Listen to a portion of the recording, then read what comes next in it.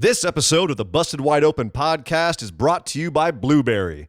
Blueberry offers the best media hosting, accurate listening stats, and their all-new PowerPress Deluxe sites, a no-setup WordPress website for your podcast with all the necessary links to share your show with the world built right in. If you currently produce a podcast and are looking for a better media host or looking to start a new one from scratch, head over to orbitaljigsaw.com/BWO and sign up for the best media hosting and a PowerPress Deluxe site to get your first month absolutely free. That's orbitaljigsaw.com/BWO, or just use the promo code BWO at checkout for your first month free. And with that said, enjoy the show. This is WWE NXT superstar Dominik Dijakovic, and you are feasting your ears on the Busted Wide Open podcast.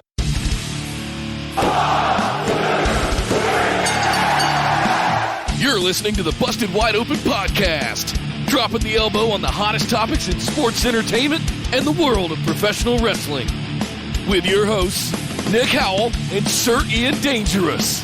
Coming to you from the Orbital Jigsaw Network Arena in sunny Southern California.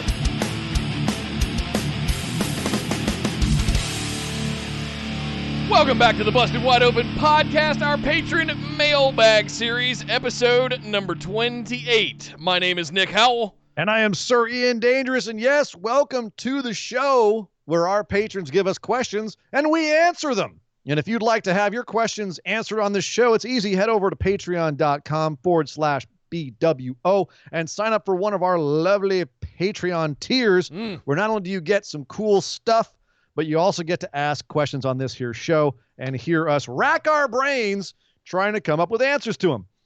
It's a pretty open format, too. We talk about, we mostly do wrestling, but there's a couple times we do other stuff as well. Yeah. It's a lot of fun. We have fun with it. Hopefully you guys have fun, too.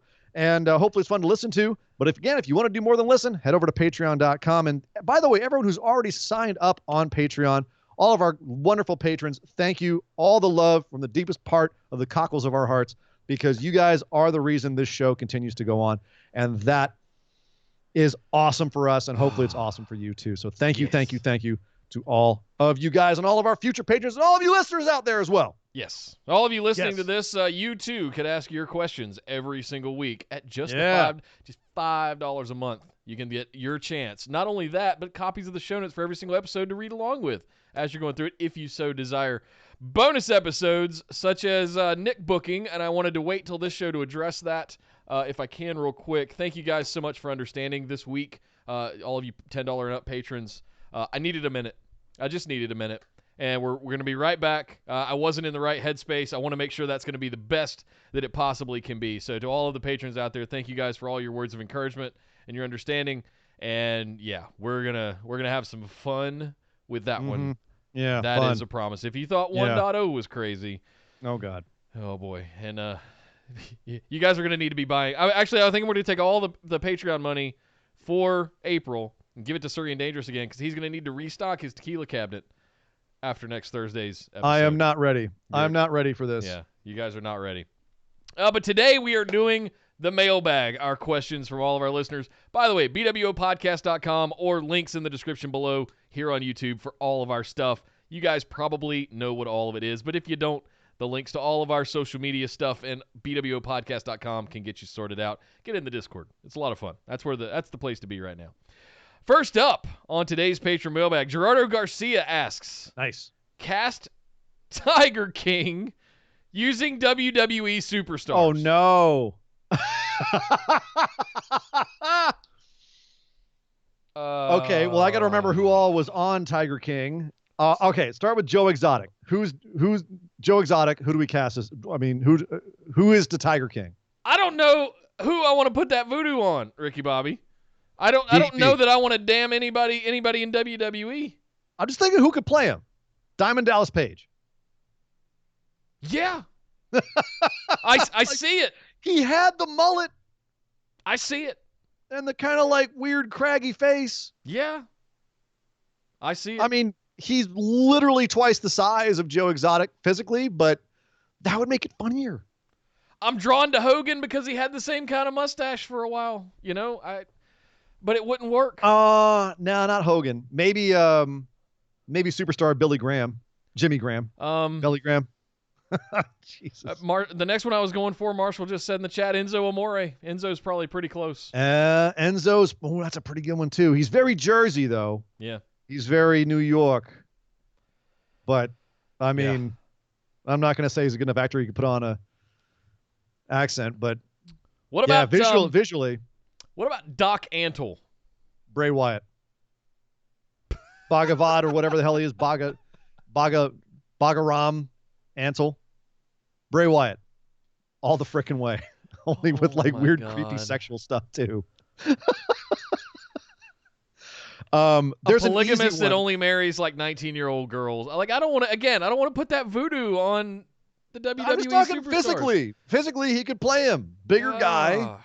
Can talk his head off. I'm just saying. I have an easy one.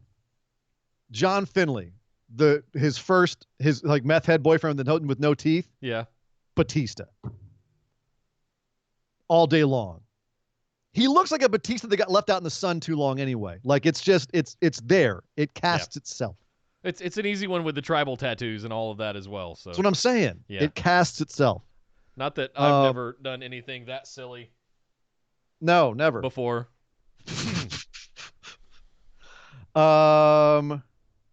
His new boyfriend, by the way, even when I was watching the show, his new boyfriend, the one that's still with him when he's in jail, Chad Gable.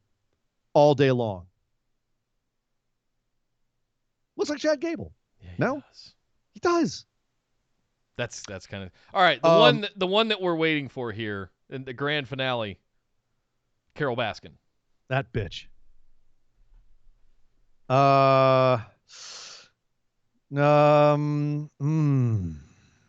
That's a tough one.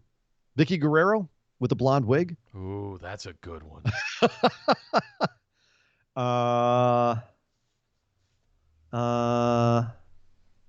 Luna Vachon. Nah, I'm sticking with Vicky with the wig. Yeah. Vicky with the Vicky's wig. Probably the best one. Yeah. I just want everything to be Nia's fault. What about her? You want a Nia Jax? What about Howard Baskin, the new like milquetoast husband? Oh, John Laurinaitis. Oh God, totally. Yes. Oh God. Johnny Ace. That's he's so like, and it's not even in the face. It's like he's lanky and it just creepy in the way that he moves. It's like the tall man. He's kind of got that kind of weird movement, right? He's Angus Scrim. Oh God. You're just waiting for the ball to go and just come out and stab you in the head when you're around those two. What about God, they're gross. What was the name? The guy who was doing the reality show on Joe Exotic, the former, like the reality show dude, the producer Rick guy. Kirkham. Rick Kirkham. Rick Kirkham. I was seeing Jim Cornette for him. Yeah. I'm trying to think of who else was on the show. Okay, well, Jeff Lowe. I don't have anybody for Jeff Lowe off the top of my head because he's just so goddamn creepy. He's terrifying. Scotty Too Hottie. What? No. The bandana, the cap. I'm telling you. Visually. Yes. Yeah, but, visually, Scotty Too Hottie. No. Maybe like Raven. Google him. Look him up. Look at a picture. When he had the bandana and everybody in the mid 2000s, everybody was wearing bandanas on their head and Ed Hardy shit and the caps on top of the bandanas. Maybe Shane like Douglas. Jeff Lowe's stuck in 2003. Shane Douglas. He's not serial killerish enough. Like I looked at Jeff Lowe and was like, that dude has killed people with himself. Like that guy's the most terrifying guy in the show to me. I don't. Okay, we can't spend too much time. Like what's up? Who Jeff is? Lowe? Yeah, Jeff Lowe scared the crap out of me. Oh yeah. That's a sinister dude. Anyway, yeah. So there we go. There you go, Gerardo. Tiger King wrestlers. Wow. 2020 continues to be a banner year. Next up, we got Martin from over in the UK. How are you, sir? Thank you for your message, by the way, Martin. Thank you very much. I appreciate it. Can you think of 3 wrestlers from NXT that would do really well on Raw or SmackDown? And 3 wrestlers that should never leave NXT. Johnny Gargano should never leave NXT. He'll get murdered on the main roster. Can you imagine? Also, Fish and O'Reilly, I don't think would do well on the main roster. O'Reilly, maybe. Fish, no. O'Reilly would have Steve Blackman syndrome, in my opinion. Yeah, and Adam Cole should never leave NXT. I don't think he would translate it. I think he's way small. No, he's way too small. Well, I'm not going to say that about Adam Cole. I think Adam Cole could do well. I think Keith Lee should go up yesterday. Yes, I think Keith he Lee, could do magnificent on the and roster. Also give him a little bit, like, they've got to clean up his gimmick, but Damian Priest, I think, would also be a guy that, well, I don't know. That he would certainly benefit from the larger Tron and the production value of that. But I also want to stipulate here, Martin. I'm in the situation we're currently in. None of these would really work that well not any now. different with empty arenas in the Performance Center. When things get back to normal. Yeah. That's how I'm taking this as well. Like, who's going to have a huge pop when they come out? Who's going to benefit from a large Tron and some pyro? Well, but what I'm thinking is, who is Vince going to look at and go, I can work with this guy? Who's he going to give a push to? Who's he going to take care of? Who is going to flop?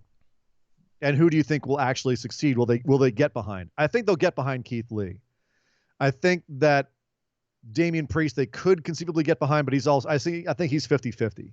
But I don't think he should stay in NXT. I think that he's got to get, also because they age. They got to get him. He's roster. running short on time. I'm trying to think of who else. I disagree with you on Adam Cole. Seriously, I think he could between his promo ability, his ability to work the crowd with the Adam Cole babies, he would sell a ton of merch. I will admit, it's not that he should never leave NXT, and I guess that was the question: is who should never leave NXT? Like Roderick Strong should never leave NXT. No. Adam Cole, you're right. There is a chance he could get over on the main roster. A slim chance, but a chance.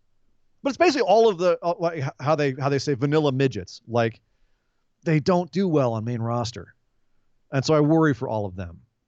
Big dudes, I believe, have more of a chance. There was once upon a time, Nick, we did a bonus episode who we thought had the highest ceiling on main roster. We took 10 NXT superstars and we're like, who do we think's going where? What do we think their ceiling is on main roster? And for the most part, the ones that have been called up, we were right. Or at least close. Nikki, unfortunately, suffered from the deconstruction of sanity and that complete failure of a call-up. Yeah, but she's doing better than any of them did. She's the women's tag team champion. I heard a rumor that Killian Dane was released. I wasn't able to report it on the show because it's not confirmed, but he also was moved to the non-section, taken off the PC site. Blah! Sasha Banks. So hopefully Killian's still in the company, but we don't know for sure yet. That has not been confirmed. But yeah, agreed. Nikki survived. Yeah. But, had to completely change what she was playing.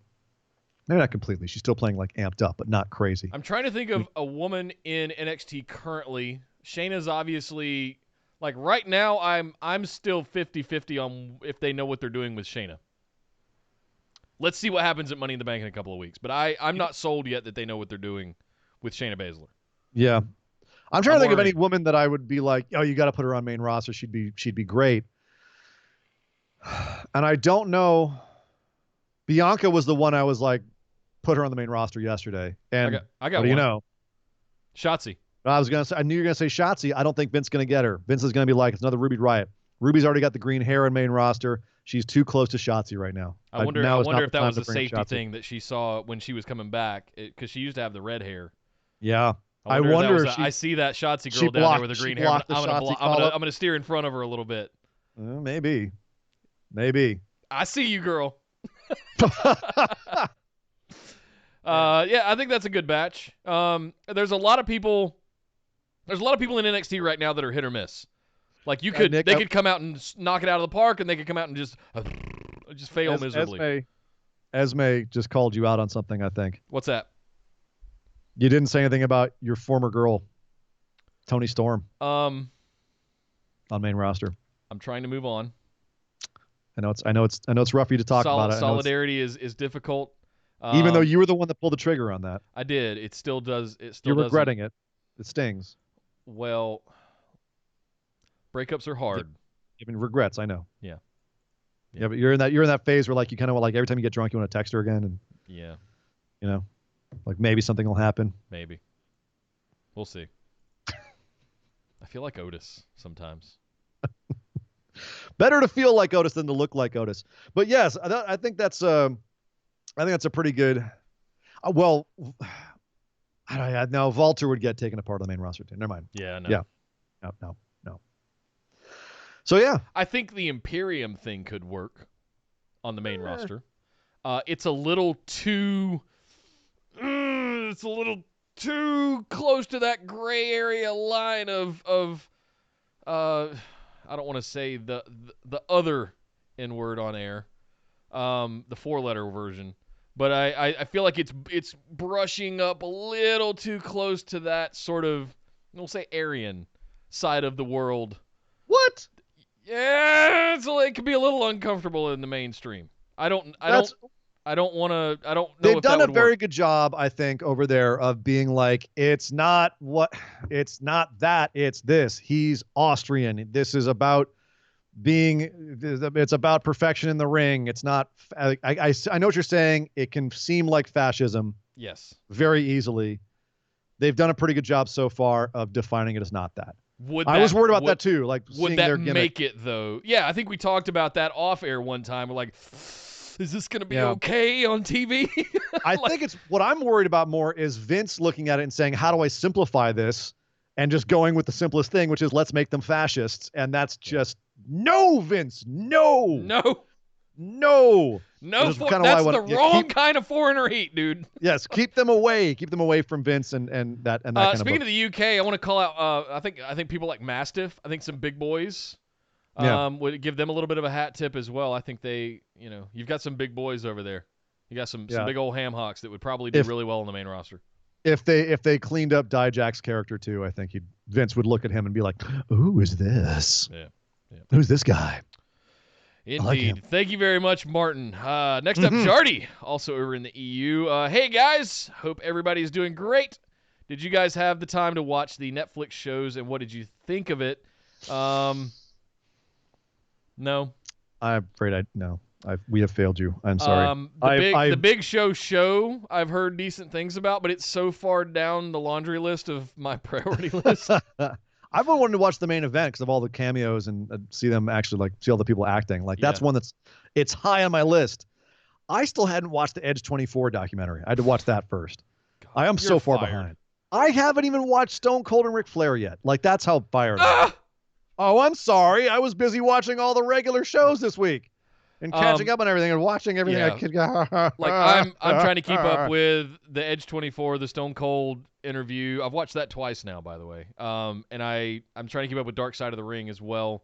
There's some other stuff out there that and the funny thing is I say every week, Saturdays are always my catch-up night. So as soon as I'm done editing and posting the shows tonight around 10 to midnight, somewhere around there, I usually go watch about 4 hours of wrestling programming that I didn't get to catch for the week. And that'll be Dark Side of the Ring. That'll be anything that's on there. And I might watch an episode or two of Big Show tonight.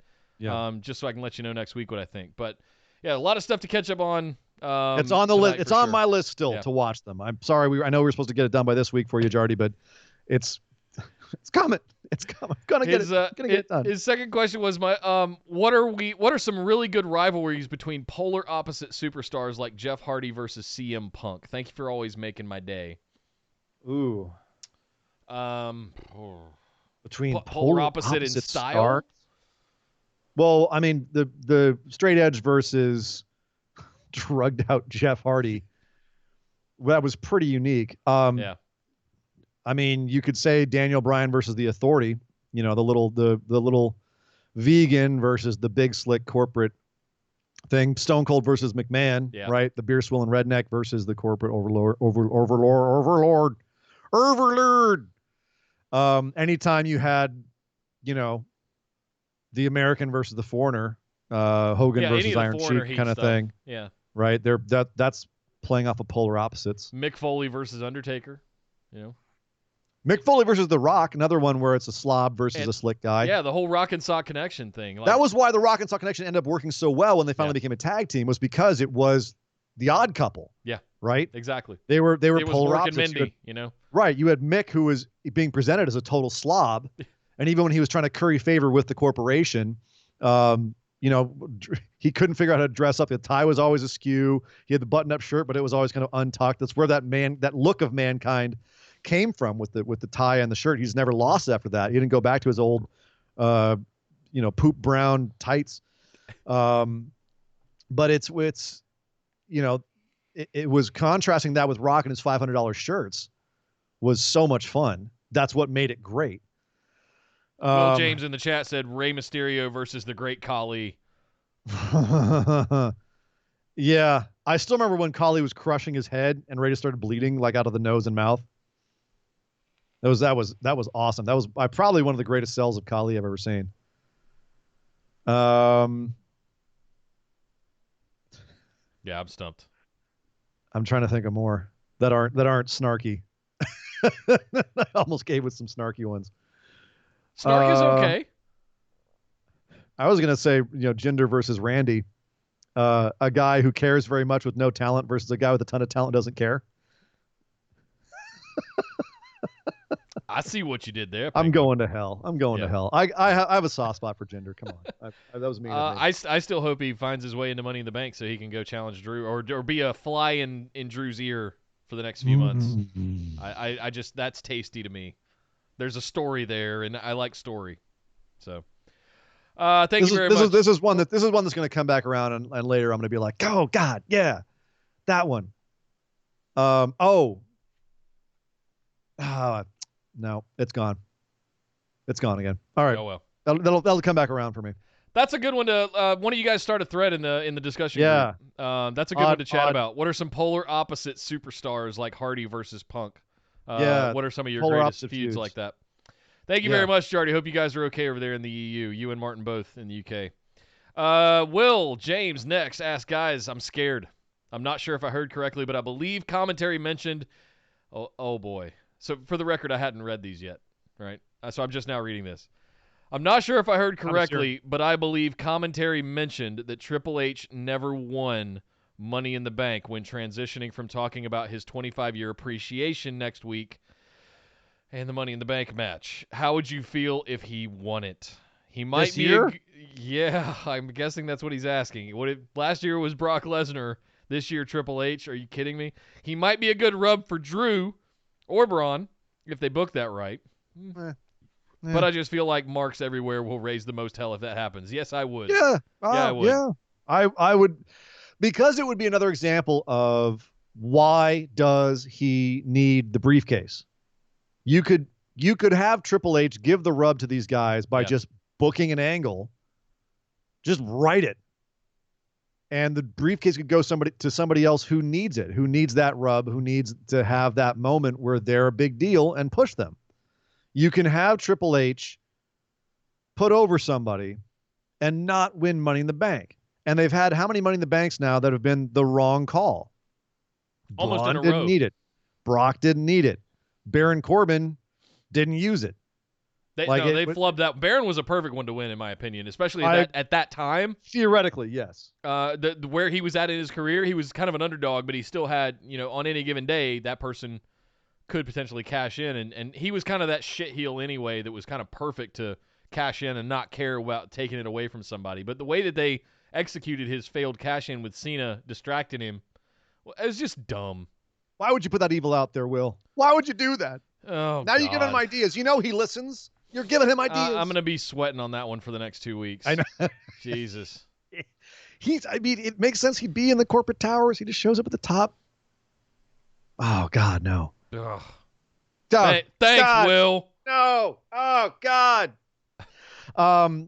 Here's the thing. If he did it, I would roll my eyes really hard. I would think it was a bad decision. But at the same time, I'd be like, all right, where are you going with this? Yeah. You know what I mean? I'd be curious.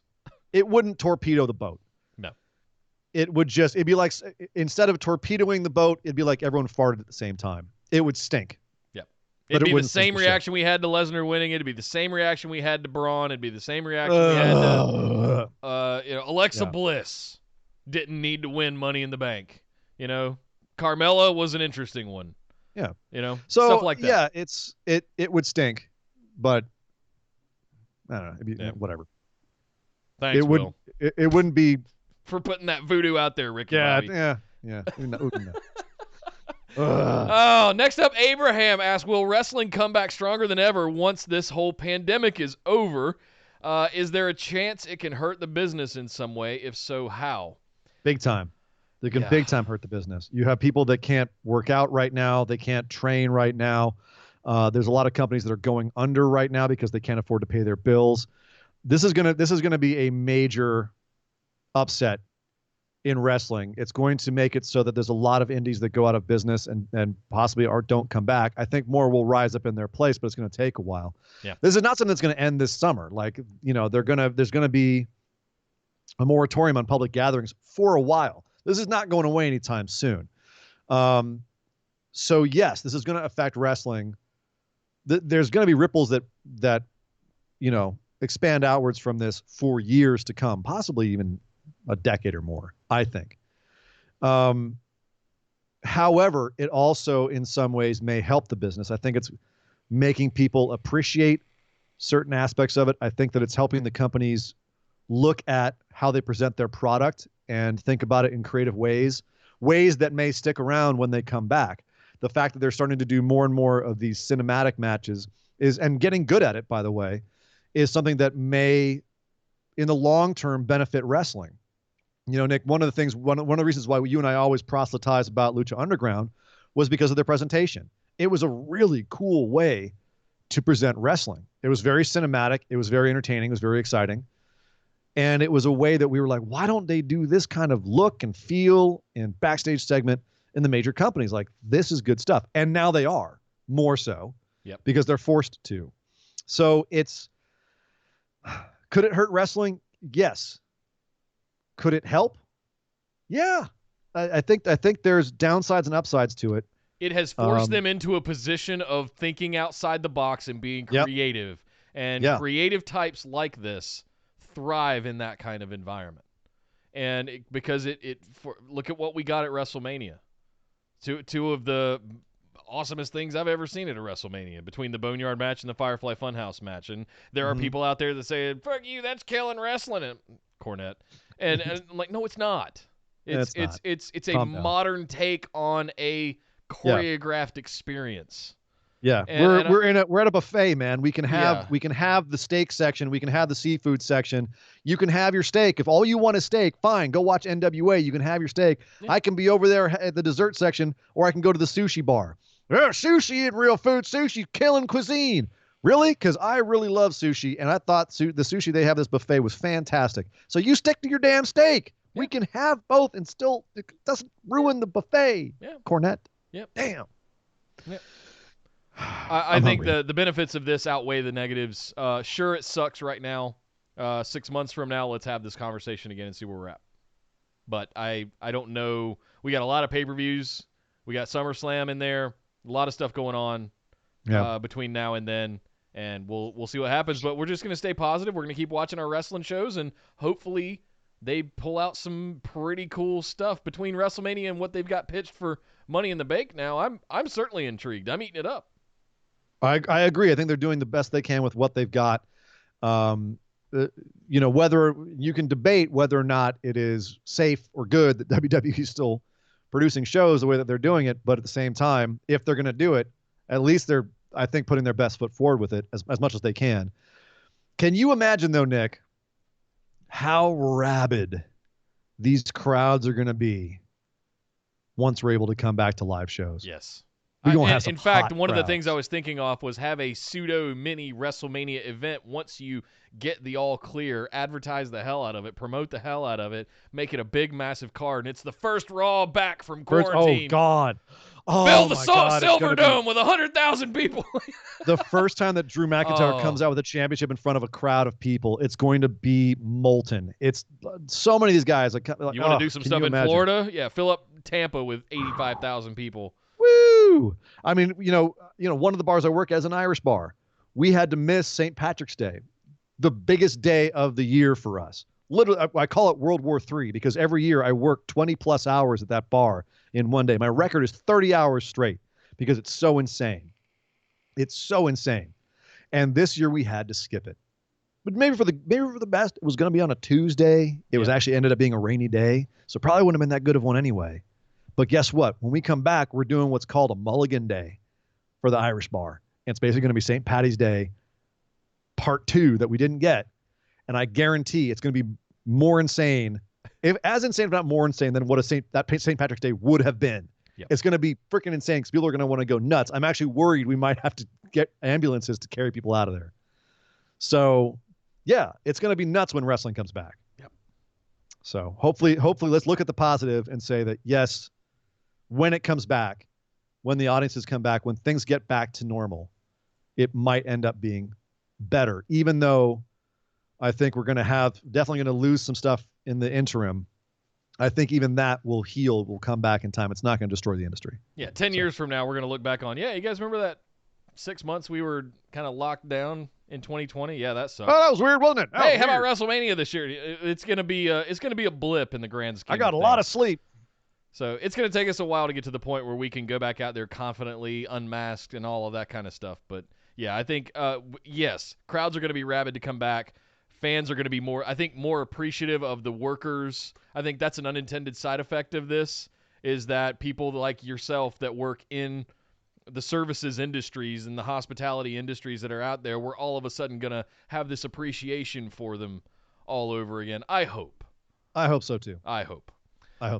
And at the last thing I'll say here is that wrestling's learning some stuff along the way as they're having to deal with this too, that are going to stay around for the long haul, such as these more cinematic type of matches. And I'd like to think so. I hope some of that sticks around. Plus, we get all the other stuff back too. So win-win. It sucks right now, but I think we could come out of this on the win. Thank you, Abraham. All I do is win. Next up, Billy asks, good afternoon, my friends. Sorry for the long post, but I have 2 questions, all right? Firstly, how are you? Happy, healthy, sane? We're here 2 out of 3 ain't bad? Yeah. 2 out of 3 ain't bad. I'll leave it at that. Yes. You can figure out which one's which. Good way to put it. We are here. Secondly, taking away all biases and just looking at the facts, have you seen a wrestler as unlucky as Roman Reigns? What?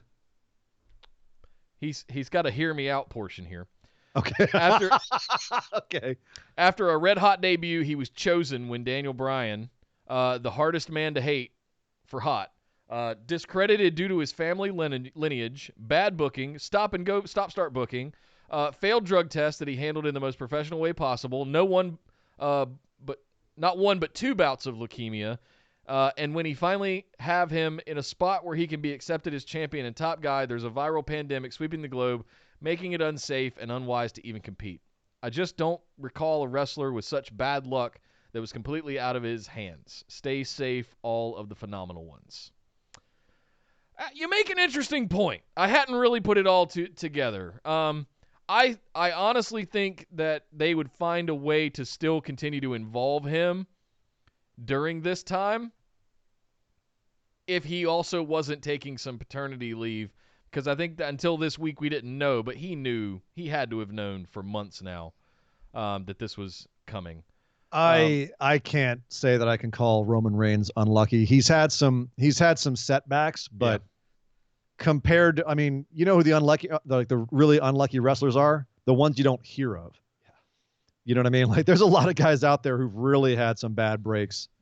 The ones that get buried because Roman Reigns is getting yet another program with someone for yet another title opportunity. And the number of chances that Roman's had, it's hard to think of him as unlucky. If they ain't got him over yet, I don't think they're going to. But to be honest with you, for example, I'll give a great example. A guy who I think is far unluckier than Roman Reigns, Wade Barrett.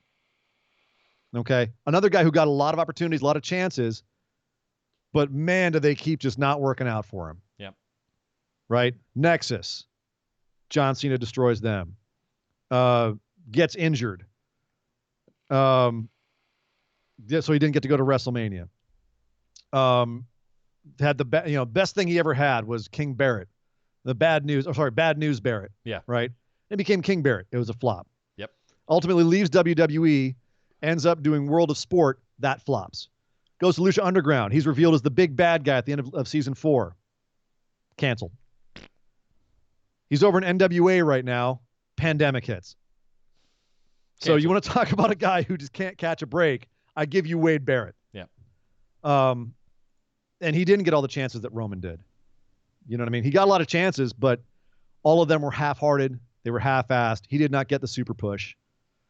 Whereas Roman has consistently bounced back. Yep. And been at the top of the card. And will again. So how about this? I'll give Billy this. Has Roman had a bunch of bad luck stuff, like really big tragic stuff, like he said, 2 bouts with leukemia, stop-start booking? Yes, he has been. I will absolutely grant you, he's had some really bad luck. He's had some bad breaks. You know what else he's had? A whole lot of good breaks and a whole lot of support from the company and a whole lot of luck as well. So yeah, he's really unlucky. He's also really lucky. Yeah. Fortunate might be a better word than fortunate. Lucky. There you go. Yeah. So yeah, there's a difference between guys who are straight up unlucky and life just keeps kicking them in the teeth.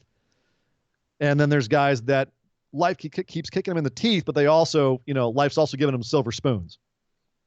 So. You don't have The Rock and John Cena come out and lift somebody's hand and point at them as anoint them as the next one, and call that unlucky. Right. I think that's where I'm landing. He's been very fortunate. It's unfortunate that he's had to deal with the IRL stuff that he's had to deal with. Flopped out of football, but luckily I've got a wrestling background I can fall back on. And I'm going to go there and be pushed to the moon because of my family connections and my look. That's pretty damn lucky. Yeah. Some guy, he could have been born looking like James Ellsworth with a predilection for young girls like Ellsworth. Yeah. That's pretty unlucky. With no chin. Mm-hmm. Yeah. Thank you very much, Billy. Great question. Hope you're doing safe out there too, brother. Yes, sir. Next up, Rob, Dubstep Rob. Hey, gents. Thanks for all the amazing content over the past couple of weeks. I'm not a gamer. Your information on 2K20 made me curious about video game development. Okay. What is the cost? I'll sit back while Nick takes over this one. Yeah. What is the cost to develop a game like, I'm assuming you mean WWE 2K20. Who bears that cost, WWE or the developer? What kind of profit are they doing on a successful game? Is it simply a licensing agreement with WWE? Yes. Do the performers get a piece? Yes.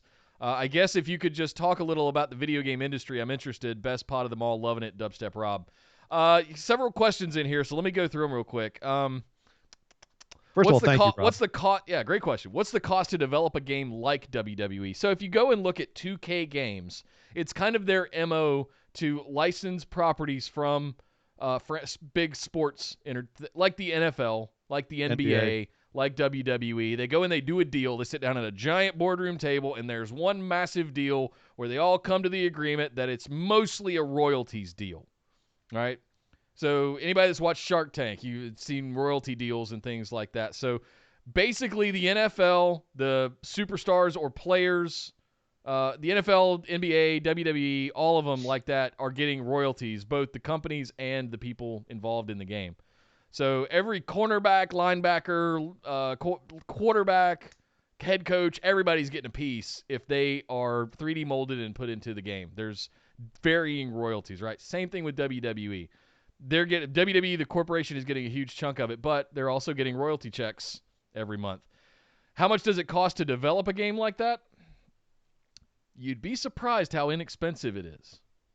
You can do it for about $1 million because it's mostly a lot of 3D motion capture, and you're doing a lot of that with skeleton type guys that are giving you the foundation of the game, and then you're just painting textures and models on top of those movements and everything. That you have to do all of the mocap work, but that's roughly the lion's share of your cost. They're not paying game developer types and artists a lot of money. They normally make money based on commission based on how well they perform. So it's somewhat inexpensive. Now the marketing side of this, the sales side of this is where it gets cutthroat. And that's you'll see even movie budgets, they earmark however much it takes to make a movie. They take 100% of that value and bolt it onto the budget for the film just for marketing. Posters, trailers, all of that stuff, right? So you don't ever hear about that stuff, but they do the same thing in the video games, and arguably more for video games. They've spent a gigantic fortune marketing Final Fantasy VII Remake for the last few years. So anyway, it's not as much as you would think to make it. they're not making as much as you would think they would. The superstars, I mean, and it certainly didn't help that 2K20 flopped as bad as it did in October, and it came out as ugly as it did. And you could attribute a lot of that to the fact that you're paying your artists and your developers peanuts, and the fact that they're just churning one out every year, fast food style, all of them, all the franchises. So it's a shame kind of what's going on in the video game industry right now. You've pretty much got a few behemoths. You've got a lot of the little shops have gone away.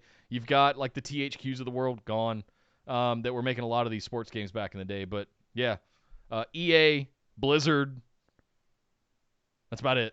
There's a few others, but it's mostly the big conglomerates now. They've gobbled up all the little studios. So that's about what I know about video games. There's a lot there that a lot of people never see. There's a lot that goes into making games that you'll never see. I know that I like to play them. That's about it. Yep. and all you ever hear about is fans raging on Twitter about how this sucks and that sucks. But you don't see all of again, much like many all things. The development. You don't see a lot of the blood, sweat, and late nights that go into making sure that they hit their release dates. Yeah, I know they get some brutal nights. Yeah. I know they before a game ever starts getting time. developed, a release date is decided on. Before they even know what the story is. They have a premise. They have log lines. They have a synopsis. And they pick a date. And then they start, okay, you need 2 years to do this. We'll give you $10 million and all, et cetera, et cetera, et cetera. And all that's decided in a meeting. So, and then it's on the little guys to make it happen. So, well, all right. There you go. Thank you, Dubstep Rob. Next up, Jonathan Malo, Mr. Anonymous himself. No questions, simply salutations. You guys are just awesome in so many ways. The way you, Nick, are just so tech savvy and do such great work of putting the show together on so many platforms. Also, I love your gentle giant heart. Oh.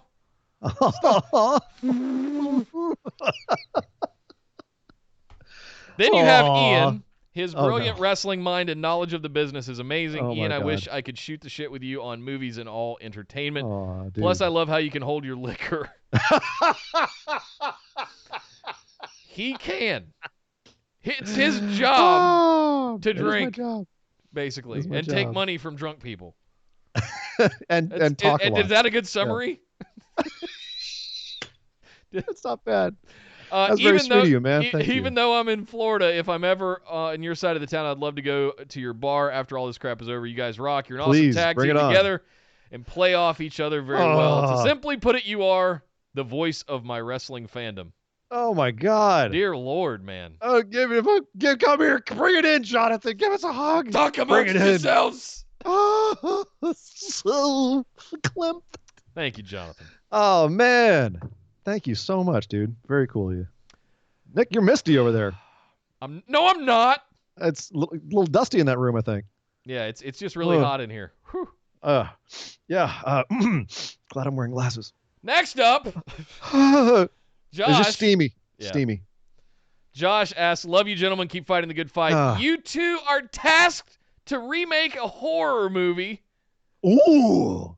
What movie do you choose, and who do you cast? Oh, okay, hold on. Let me get comfy here. What horror movie would we like to see a treatment done on?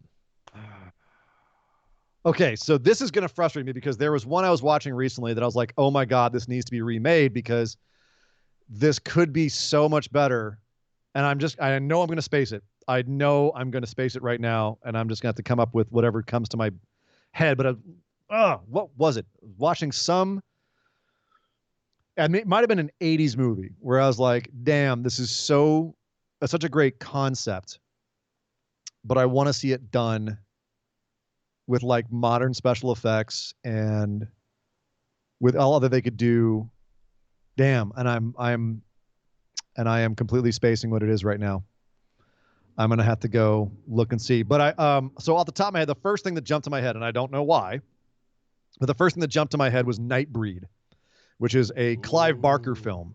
Same guy who wrote and directed Hellraiser. He wrote and directed another one. It was supposed to be his Star Wars, which is a weird thing to say, but in the sense that it was supposed to be big and epic and create a whole lore and everything. And it never quite came together as that, but it's a really cool monster movie, lots of prosthetic effects and everything. And I think they definitely need to keep the really cool monster makeup, But man, did this thing need a budget and way better special effects than were available at the time. Also, you could tell that they were rushed in a lot of aspects of it. They recently released a director's cut. My God, is that a better movie? It's just a better. They fill in so many plot holes. They make a more satisfying ending. It's far better. It's a really underrated horror movie. I would say more of a monster movie than a monster action film than a horror movie. But it does have some really there's a serial killer in it. Played by all people, David Cronenberg. Oh, wow. He plays the serial killer in it, which is crazy. But if you get like the main actor, I didn't know that. who was also in Hellraiser 5. He's a good actor. But like really kind of like, strong jock looking kind of guy. You could cast like a Chris Pine or a Chris Evans in that character. Like he's supposed to look like a good upstanding guy, but he has a dark side. Like get one of those guys, and then like somewhat like a heavy for the serial killer, like a Jeremy Irons or a Gary Oldman would be perfect for it. A guy who can come across like he's your best friend and then turn around and be absolutely psychotic. Gary Oldman would be a great pick for that, like considering where he is in his career. So if you wanted to do Nightbreed, Pumpkinhead, one of my favorite horror films, is. See, you're going about this completely different than How am I going than about I this? would. How are you going? You're going about the one. So I want to go after the movies that are just, universally hated. Ghoulies. Okay. Like I want to take something that's awful. And you want to just completely redo it so that it's good. Yes. How do you make I think Ghoulies good? Esme, I don't know. That's a whole other conversation. Esme Critters you could make good. Chud you could make good. Nobody's ever allowed to touch Chud. Okay, No. But it could be so much better if they remade it. There is absolutely nothing wrong with Chud. I could say the same thing about Pumpkinhead, but I could also see them making a killer remake of it. I agree. But I'm looking at movies that did not do well or that are universally like lauded and just like panned, excuse me. Yeah. And just like let's go remake a good version of it. Esme brought up The Crazies. I think that's a fantastic example. The Crazies remake was great. It was fantastic. Timothy Doodah, whatever his name is. Timothy Oliphant. That is such an underrated movie.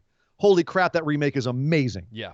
If you've not seen the remake, the first one was crap. The remake was fantastic. The Dawn of the Dead remake. The Hills had the Dawn of the Dead remake isn't really a remake. It's people in a mall with zombies. Nothing to do with the original film. That's literally the only thing it has in common. But it's a fantastic film. Hills Have Eyes is an absolute remake where they take the original Hills Have Eyes. That movie did not age well. No. It's not good. No. The remake though it is amazing. It's so vicious and so badass. That's one that was a great remake. So yeah, I see what you're saying would take but again, the original Hills Have Eyes, there's nostalgia to it where you go, oh, I kind of like it. Until you see the remake, you don't realize how crap the first one is. You could remake Chud and then people could go back and be like, wow, that original really was kind of crap, wasn't it? Yeah. That's like saying you want to remake Extro. Nobody's ever allowed to touch Extro. But you can't make Extro good, is my point. That is the point. It's not supposed to be good. Life Force. Remake Life Force. I don't know that I ever saw that one. I brought it up a couple times on the show. It's always on the edge of my brain. It's just being like a what the hell movie that fell through the cracks. It's absolutely insane, and it's honestly a movie that it punches above its weight class as it is, but it's just such a jumble of what the actual hell. I'd be very curious to see a modern, like, balls to the wall remake of Life Force. Yeah. Yeah. I don't even know how to sell that movie. It's a alien sex vampire zombie apocalypse film in Britain, directed by the director of Texas Chainsaw Massacre, where Patrick Stewart has a cameo or like a sub part. It's wild. That movie is absolutely wild. Wow. Okay.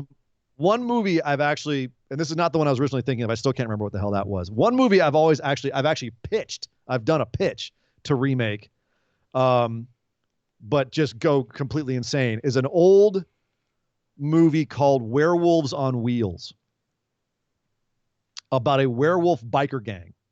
and I pitched it as Sons of Anarchy meets werewolves. Only it's the beginning of Mad Max. It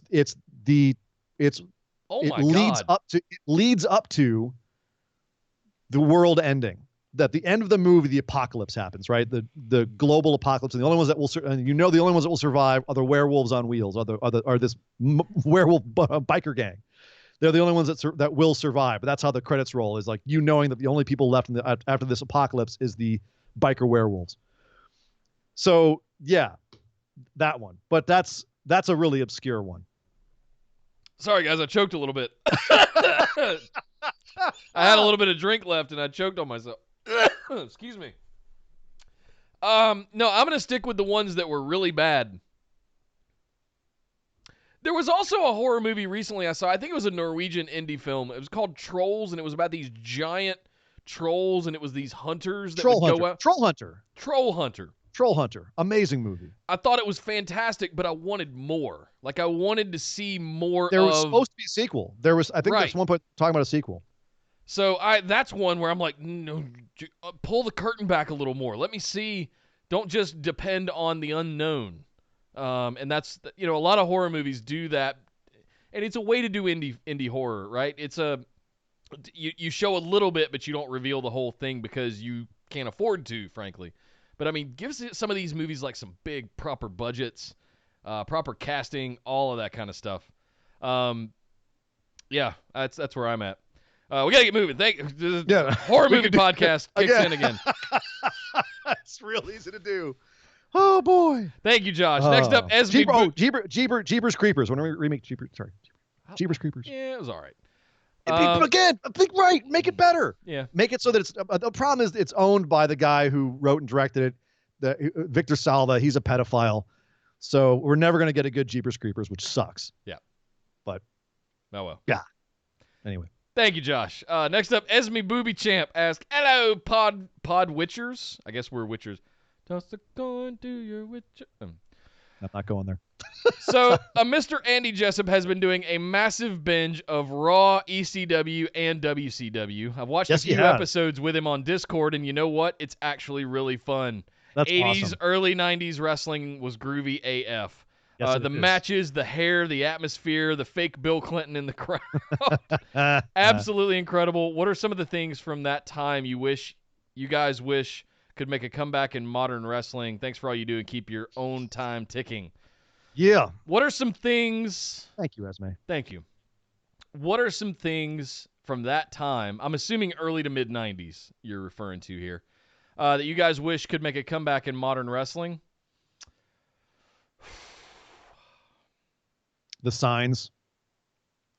I mean, Yeah. I don't miss them because you couldn't see anything. People put up their signs, you can't see crap, so it kind of sucks for that. But I got one. Flash photography.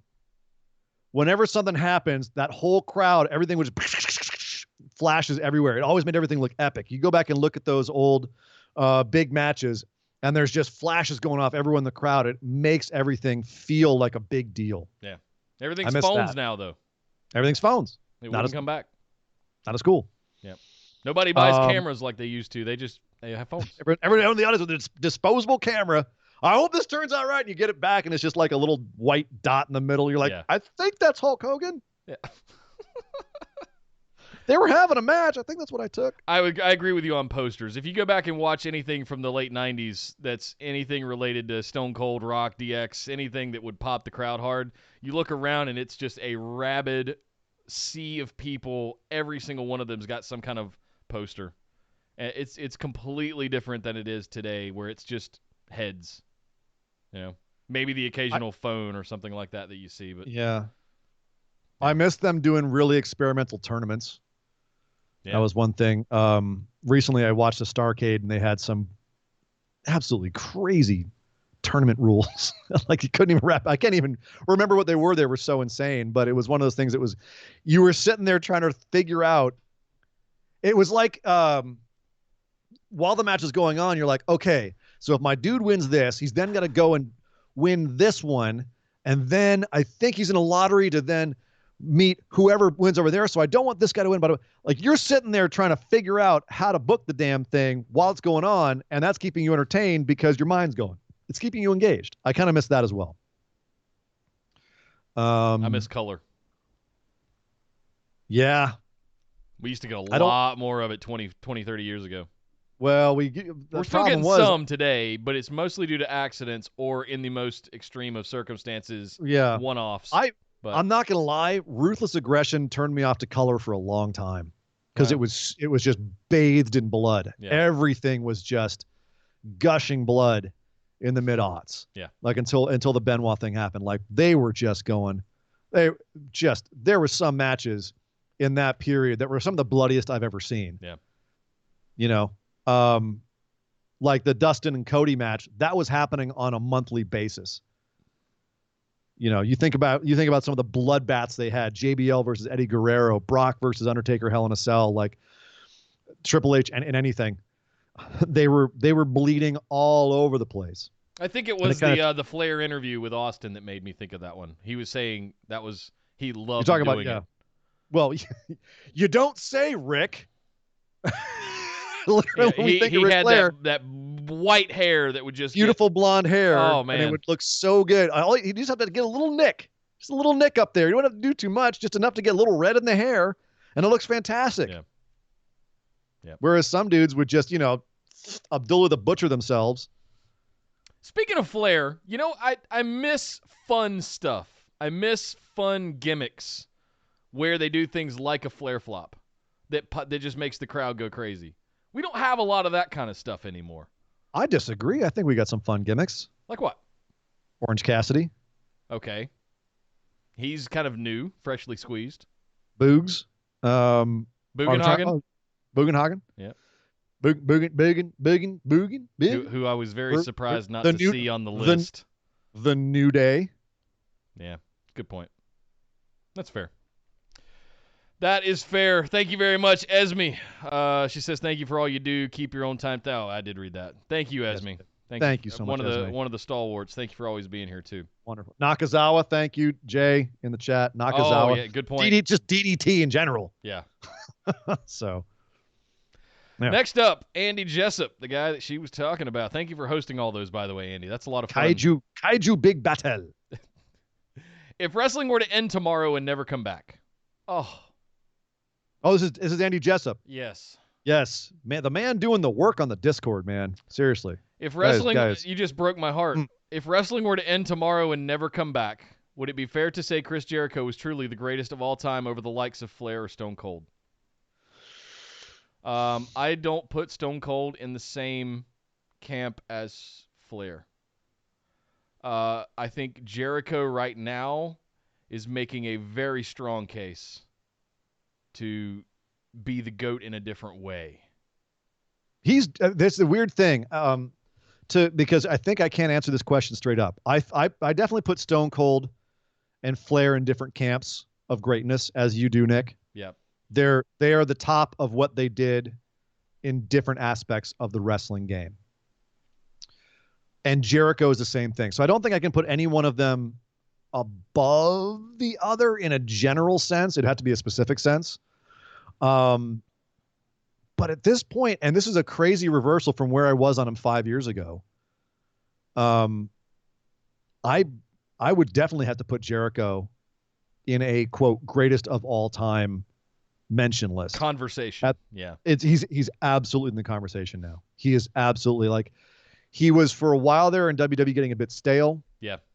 And he still would have had a pretty incredible legacy. And you could have looked at him and said, he was truly a great wrestler. But the work he's been doing over the last few years and the fact that he is nowhere near being done with the accolades that he has had, with the matches that he's had, the feuds that he's had, the gimmicks he's had, the guys he's wrestled, the length of his career, the gimmicks, the jokes, everything that he's done. And he's not even close to being finished. The guy's in his mid-40s and still going strong and has plenty left to give. Are you freaking kidding me? They've been writing and they're about to record another album. And he's going to tour again, or he's touring again, I think. I mean, he's absolutely in the conversation for GOAT. Yeah. At this point. Now it's a different era. Apples and apples compare Jericho to Ric Flair. And you can't. You just can't. There's only one Chris Jericho. There's only one Stone Cold. There's only one Ric Flair.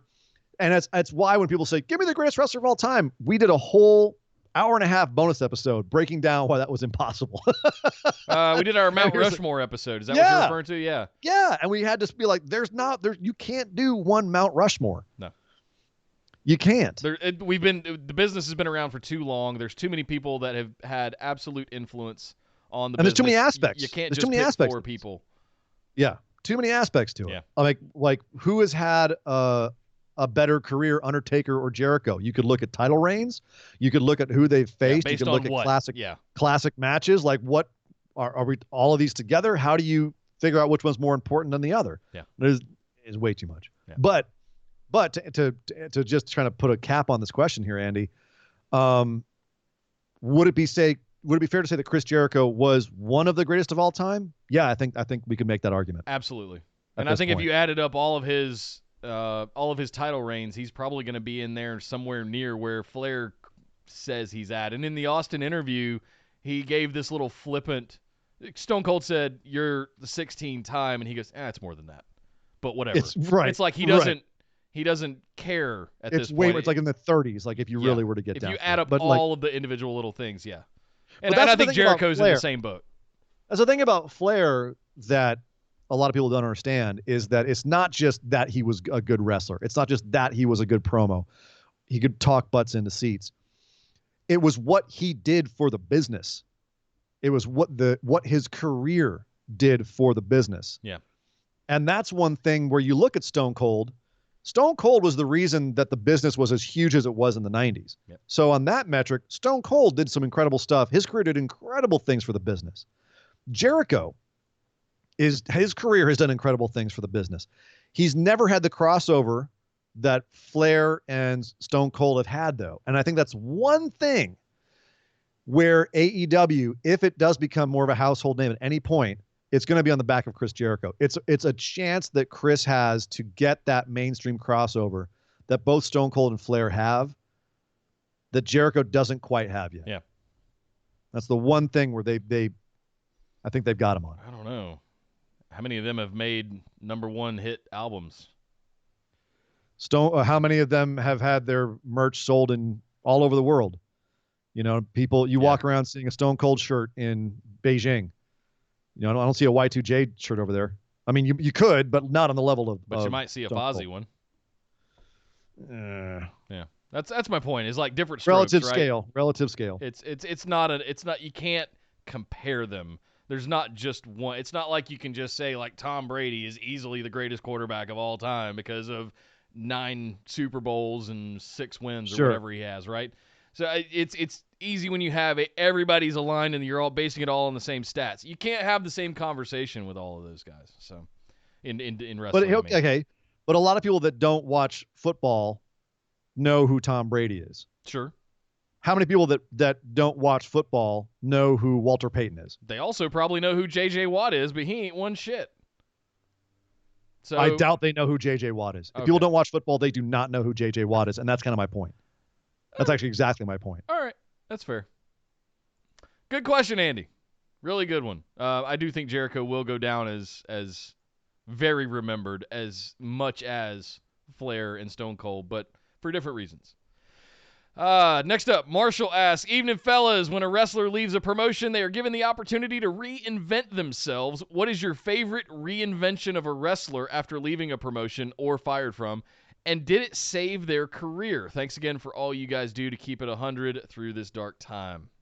Thank you, Marshall. Thank you very much, brother. Favorite reinvention of a wrestler? I mean, the first one that popped in my head is Hulk Hogan. One of the greatest reinventions of all time. The Rock. NWO. Well, he didn't leave the company, so that's not a fair. I can't say The Rock. Hogan's really that's good. the thing. Are we just talking about moving to another promotion? He says when they leave a promotion and are given an opportunity to reinvent. So I can't say. Okay, so going to another promotion. Yeah, not leaving wrestling altogether. Correct. Or leaving. They had to come back. Hogan's a good one. The Rock kind of did. The Rock definitely reinvented Well, I was himself talking and about came the back a couple transformation times. between Rocky Maivia with the blue feathers into, the People's Champ. But that was within one promotion. That was them Exactly. repackaging. So I'm within, disqualifying myself Okay. from saying that one. Hogan's got to be a big one. Yeah. Going to WCW, turning heel, one of the biggest heel turns of all time, complete reinvention of his look, his style, his character. And it's one of the most epic reinvention stories ever. And, and then of course he came back to WWE and went back to his old thing, but it was absolutely iconic the way that he did that. That's got to be a big one. Mick Foley reinventing himself when he comes to WWE. They reinvented him. I mean, WWE reinvented a lot of guys who were one thing on the indies, and then they came to WWE and they reinvented themselves. But Foley did it like he started off as Cactus Jack, but then came to WWE. Not only did he do Mankind, he also did Dude Love. So he double reinvented himself in WWE, and both of those gimmicks got over. Actually, you could say there's three. There's the original Mankind, and then there's goofy late era Mankind. It's kind of like three different gimmicks he got over in WWE. So that's kind of a big deal. Gotta throw that out there. So what I'm focusing on here is the qualifier of they have to leave a promotion and go to another one, and then an actual reinvention, not just the same person. So I'm thinking of people that left and went to other promotions like Finn, AJ, Kurt, people that have moved on to other things, but I'm like, yeah, they kind of just were the same people that they were before. Jericho, we were just talking about Jericho, who has reinvented themselves more successfully over the last 20 years than Chris Jericho. But he's now done it where he's left WWE, which was the nest for 20 years, and has gone over and reinvented himself again in New Japan and in AEW. It's still Chris Jericho, but it's definitely a new take. It's a reinvention. Yeah. So, yeah, you could absolutely throw Chris Jericho in this. Trying to think who else. Who's one whom you could make an argument for? Brock Lesnar.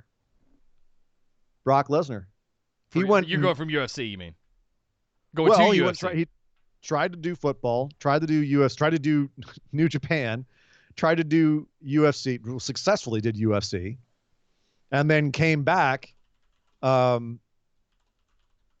it's hard to say that he has reinvented himself in WWE. He was always kind of the monster, but yeah, I don't know if he reinvented himself though. But he did, because now he's a guy who's a legit shoot fighter.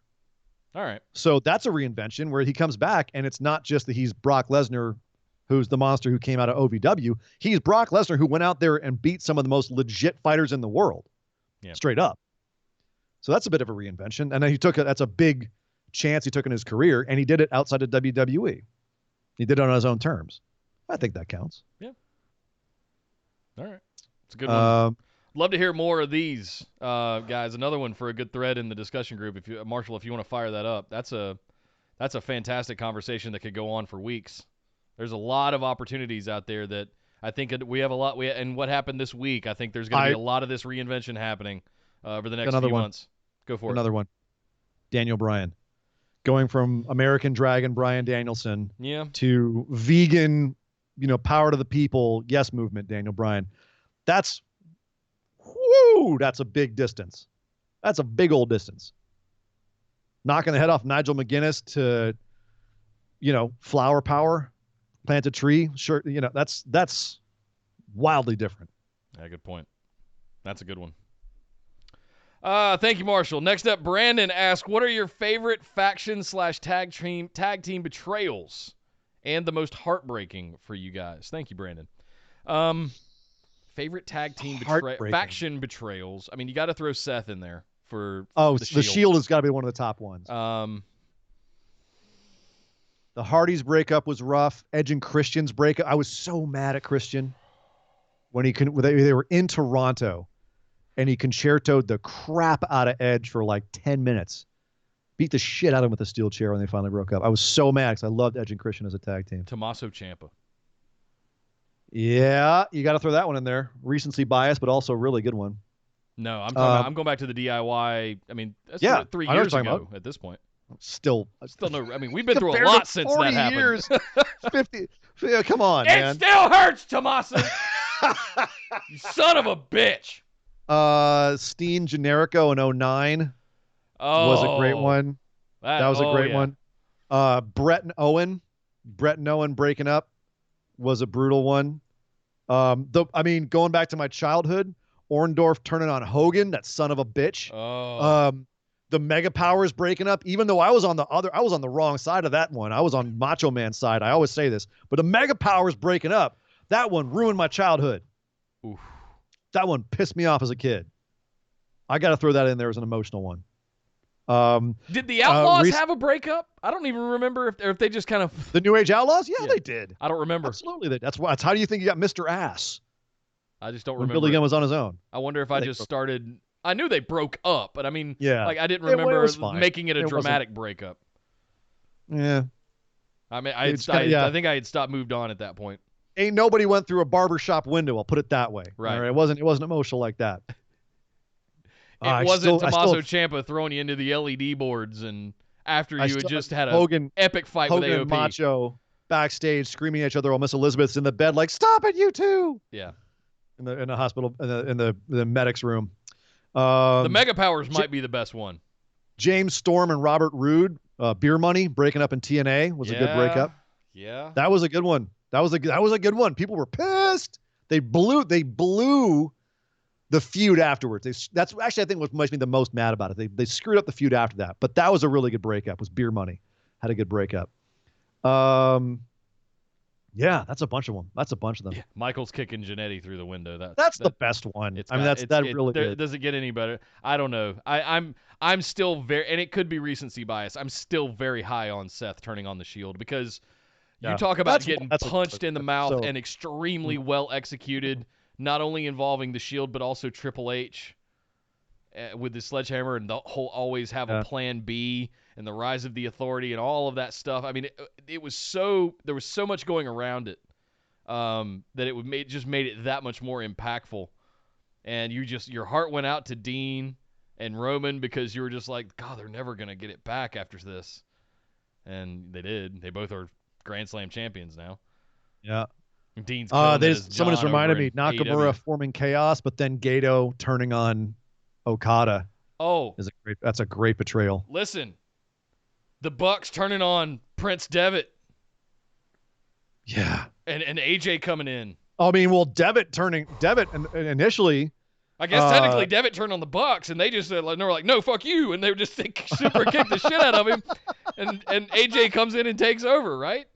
I was going to say initially Devitt turning on Taguchi. Devitt turning on Taguchi is one of the greatest of all time. That gave us Bullet Club. Gato turning on Chaos and going over to Bullet Club with Jay White. Son of a bitch. There's some good ones in New Japan, man. Some good ones. Yeah, they do. Really good ones. Ooh, I missed New Japan. Tearing my heart out, Kenta. Turning on Shibata. Son of a bitch. All right, let's bring it home. We got to get out of here. I got to go make some dinner. It's all right, go do it. 7 o'clock on the East Coast. All right, come on. Thank you very much, Brandon. That was a good one. I love talking about that kind of stuff. Kyle Cotton asking us here at the end. After being in lockdown for a few... Oh, God. You guys are going to hate me after this one. Oh, no. After being in lockdown for a few weeks, I finished the Final Fantasy VII Remake. You finished it? With that in mind, if you were to remake the game with wrestlers, who would you cast for each of the roles? Oh, God. We might be here for an hour. Well, Big E has to be Barrett, obviously. Easily. So you've got Cloud, Strife, you've got Barrett, you've got Tifa, you've got Jesse, Biggs, and Wedge. And Sephiroth, I guess. Sephiroth, obviously Kenny Omega. Of course. I mean, come on. He's built his whole career around it. You've got to give it to him. You have to give it to him. Well, I mean, I'm happy. I'll go out here and say I'm in like chapter 4, chapter 5. I'm not loving it as much as I want to. And I'm gonna finish it. I'm gonna see it through, mainly because I paid $60 for the MF. And I've been sitting around waiting for 5 years for this shit. So I miss the turn-based combat system, but that's another conversation. Can't you turn it on and off? You can make it turn-based, can't you? Not really. No. Oh, you can control the limit breaks, but that's... I don't know, because I ain't spending $60 on video games right now. Yeah. I'm not. I've got my video games. I've got the ones I'm playing. I've got Borderlands 3. I've got like 800 hours left in Borderlands 3. I'm fine. Well, I run an entertainment company, so it's my duty to get them and play them. Duty. Who would we cast? All right, so yeah, Big E is Barrett. Who's Cloud? Daniel Bryan. No? Let's play the character out, not the looks. Who? So Cloud's role is a mercenary. You're getting me a little out of my depth here because I have a confession to make. I've played Final Fantasy VII once in 1998. The only thing I know about that game is just the pop culture stuff that I've picked up since then. Yeah. I played it once. It was fine. I didn't have any emotional attachment when Aerith died. I didn't give a crap. Sephiroth was cool, I guess. Sorry. Hate me if you want. I'm a Final Fantasy 2 guy, or 3 if you're international. That's my jam. Yeah. I think I liked 10 the best. I liked 8 better than I liked 7. I think 10's probably my favorite. What I'm saying built on is, a lot of the stuff from 7. I don't remember these characters so good. Yeah. I've got like a basic guy. I kind of remember Tifa. She was spunky. She was cute. Here, I'll do this real quick. Cloud is Seth Rollins. Tifa is... That's the first hit I got on him, too. Tifa was kind is of a Io Seth Rollins Shirai. thing. What? No. Io's evil now. She's more Kairi Sane, isn't she? Fine. I'll give you Kairi Sane. Okay. Barrett, sure. Big E. Biggie's got to be Big E. I remember Barrett. It's one of the things I remember. Wedge... Oh, Otis Dozovich. Biggs. Biggs is like Snake. Which one was Biggs? In the new game, he's got like a red bandana. He looks like Solid Snake. And I was just like going, come on, guys. He's ripping off Drew Metal McIntyre. Gear. Sure. Yeah, that's about all of them. There's some other ones that I've yet to discover, but there's Roche, there's some of the other soldiers in the game and things like that. But I'm not loving it as much as I wanted to love it, and I'm mostly disappointed. And that's that's too bad. Yeah. I'm sorry to hear that. There was the one NXT wrestler, Jacksvix. I forget his name because it's an Alexander Jaksic. Alexander Jaksic. I just got it. Alexander Jaksic. I posted this in the Facebook discussion group if you haven't checked it out. The dude looks like he was ripped out of a Final Fantasy game. It's unreal. You would think when you see this picture of him that it's actually a digitally created mock-up of a human being. It doesn't look real. The dude has like Tanahashi level flowing locks. They're down to his ass. He's got abs that are the size of my fist, each one. Gigantic pecs, and he dresses like a Final Fantasy guy. He looks like that guy could play Sephiroth in his sleep. He's actually probably too jacked to play Sephiroth, but he looks like a Final Fantasy character. You want to cast a wrestler as a Final Fantasy character? There he is. He's on the open market. Go cast him. He needs work. Go talk to him. Yeah. I think he was trained by Santino Marella too. So anyway, there you go. Well, that's it, guys. Thank you very much to Kyle. And, thank you to all of our patrons, especially shout out to everybody in chat. Thank you guys for joining us for Can this we cast episode. Chrono Trigger? Let's cast Chrono Trigger. I love Chrono Trigger. Is way better than any Final Fantasy game. I said it. Sorry, go ahead. On that bombshell. It's true. Hot take. Thank you guys for joining us today. BWOpodcast.com. Sign up at patreon.com/BWO. It's the best way to support the show. Follow us on all the social media, and you can find links to all of this stuff in the description below here on YouTube or pinned across our social media profiles. But my name is Nick Howell. You can find me on Twitter at DataCenterDude. Secret of Mana. My name is Sir Ian Dangerous. You can find me on Twitter at Sir Ian Dangerous. But by God! Would somebody stop the damn match? This show is part of the Orbital Jigsaw Network. For more episodes, subscribe to us on iTunes, Google Play, or Stitcher Radio. For details and show notes from each episode, check us out, orbitaljigsaw.com.